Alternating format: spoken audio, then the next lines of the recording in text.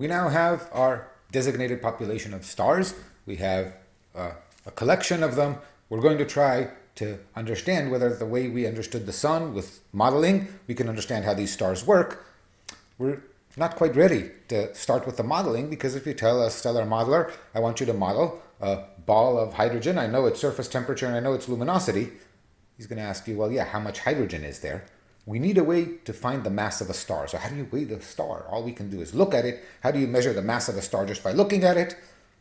You recall that we found the mass of Saturn just by looking not at it, but at a moon orbiting it and using Newton's laws.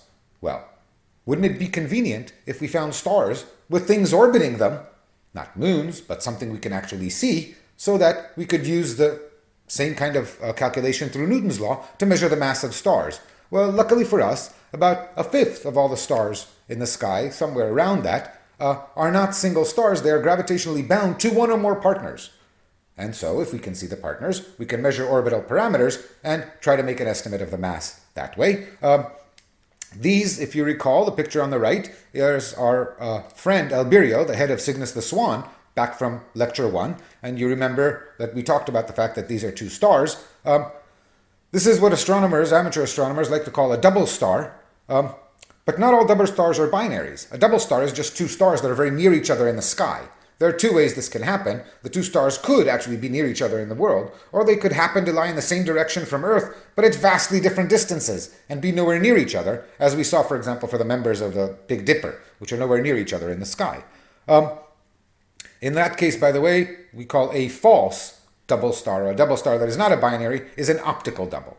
A visual binary, like Albireo, is a binary where the two members of the pair can actually be seen and separated. So is Albireo a visual binary or an optical double? The answer is we're not quite sure. How do we tell? Well, we can measure parallax angles to these stars, and they are quite near each other in the sky, though it's not quite certain that they're bound. For that, we measure their motions and try to see whether their total energy is negative or positive.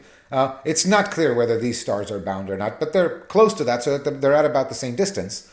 And with that in mind, let's stop for a minute and appreciate what we've learned just looking at this picture. What can we say that we couldn't say a few weeks ago when we started out and looked at Albireo? Well, we see two stars. We clearly see that one is orange and one is blue. So we realize blackbody spectra tells us that the blue star is hotter than the orange star. We also see that one appears brighter than the other. Since I told you their parallax angles are about the same, that tells you that they're about the same distance. The one that appears brighter is more luminous, so the orange star is more luminous than the blue star. That tells us a third thing. These cannot both be main sequence stars. Along the main sequence, the hotter a star is, the more luminous. Since here we have a cooler orange star, more luminous than a hotter blue star, we have no doubt that one or more of these stars is not a main sequence star. Just looking at the picture, combining it with things we have learned to systematize, we can say some things about this. We'll see later that we have many other techniques. Binary stars are so important that we've developed many techniques for discovering them. Binaries discovered through non-visual techniques where we can't resolve, even in a telescope. The two members are going to be non-visual binaries, and we'll talk about how to find them. But for now, let's talk about a famous visual binary to see what we can learn from it. The star in question is called Alpha Centauri. Alpha Centauri is famous because it's one of the nearest stars to Earth. It's only about a parsec, a little more than a parsec away from Earth. It has, in fact, two members. It's a binary star. The two members are Alpha Centauri A and B, A being the brighter, the primary, B being the secondary. And in fact, we think that the system is a triple star. The third member would be Proxima Centauri, the actual closest star to Earth. Very famous. We're not quite sure if Proxima Centauri is bound to these two or not. If it is, it's a very large, very slow orbit. Let's ignore Proxima Centauri for now. Focus on Alpha Centauri.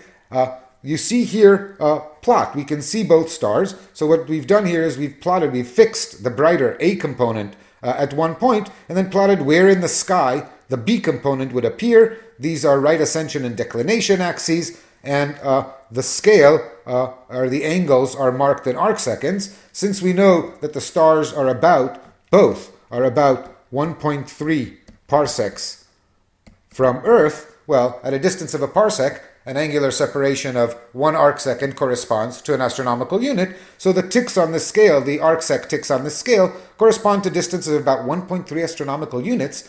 That means that these stars are orbiting within planetary distances. They're orbiting as close to each other as our planets orbit the sun. This is a very close binary system. And because we know the small angle formula, we can translate angles to distances. That's glorious. In fact, this is not the actual orbit.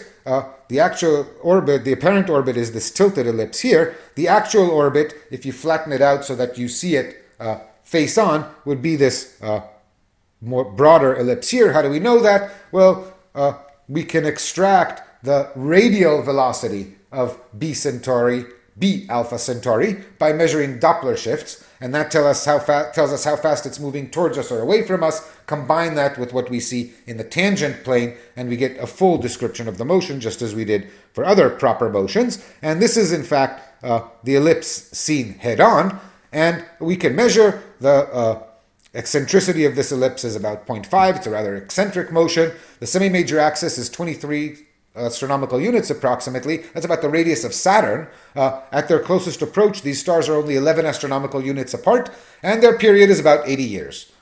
We can basically, we can plot an ellipse. We measure the speed. We know exactly how fast these stars are going to move. And so we have an 80-year period at a semi-major axis of 23 astronomical units. Now, before we go ahead and take advantage of this, I should tell you that I didn't pick this system just because it's the nearest to Earth.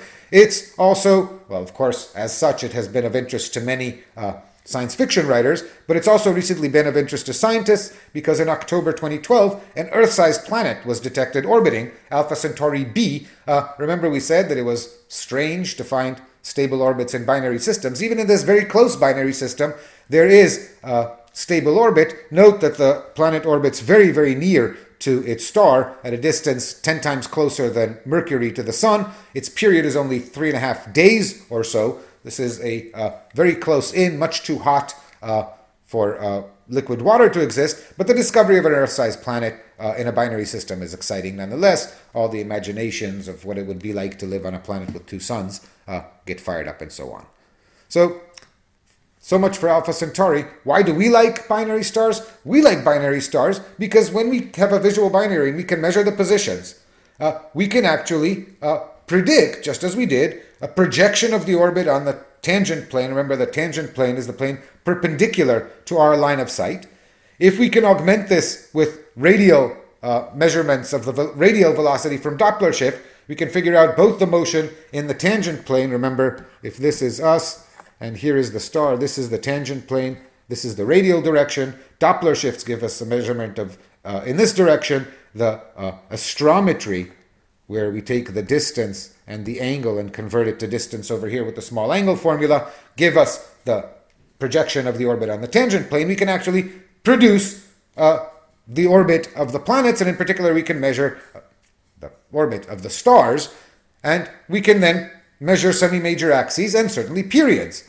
And if we know semi-major axis and period, we can use Kepler's formula, scale it to the motion, say, of the Earth around the Sun, and find that the total mass of the star divided by the total mass of Earth-Sun system, which to our approximation is the mass of the Sun, is the ratio of the radii cubed divided by the ratio of the periods squared. So we have, since we measure the radius and we measure the period, we can find the total mass of the system.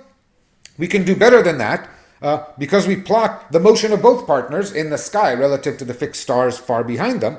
We actually find R1 and R2 separately. Remember, the 2 stars orbit each in a circle, or an ellipse in this case, of semi-major axis or radius in our approximation, R1 and R2. And since they're both orbiting their center of mass, these radii satisfy M1 R1 is M2 R2. That's the distance from the center of mass.